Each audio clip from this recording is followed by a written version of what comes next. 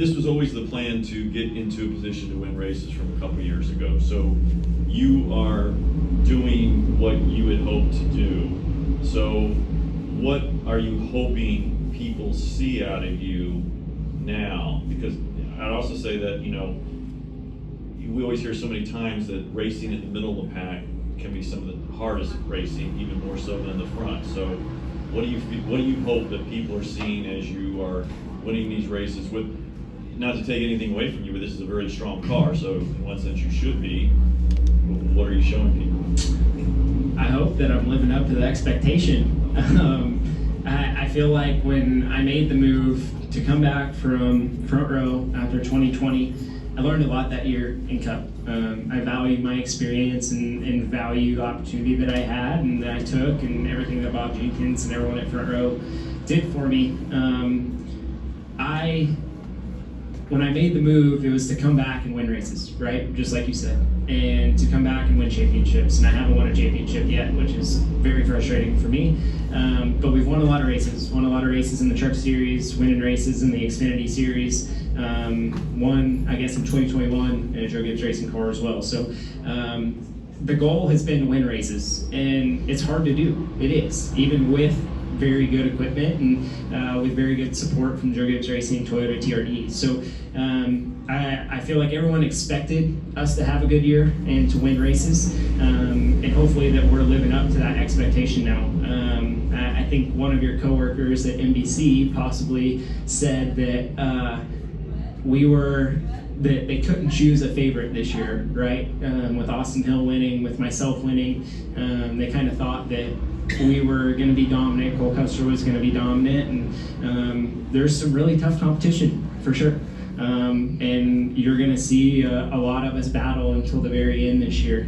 So it's all about winning races for me, trying to go win the regular season championship, trying to win the championship at the end of the year come Phoenix, and we're going to do everything that we can to do that. Right. Thank you. Go in the back. Steven Stumpf, frontstretch.com.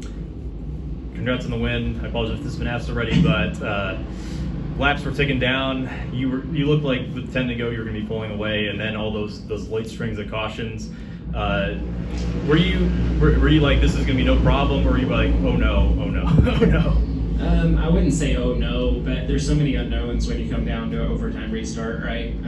Who could have saved a little bit more tire? Whose car may be faster for a couple laps compared to somebody who's better on the long run? Luckily today, I felt like we had both speed on the short run and the long run. So when it comes down to it, you have to focus and settle in and try and go do the best that you can on the restarts and execute and not make mistakes, and we were able to do that. All right, thank you. Thanks.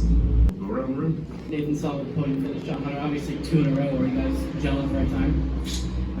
I think so. I don't think that we are peaking, let's say that. I feel like we gelled from almost day one, Ben and all the guys and this whole 20 team and everyone at Joe Gibbs Racing. We've been really fast every single week. I think that this is really the first weekend, or one of the first weekends, where we've had no issues, no mistakes, not had to overcome anything, and it definitely showed. And then just those last 2 restarts, just kind of, what was your mindset before to go and then the NASCAR overtime? Don't mess up. Sit. Don't make a mistake. Come up right here, then come up front.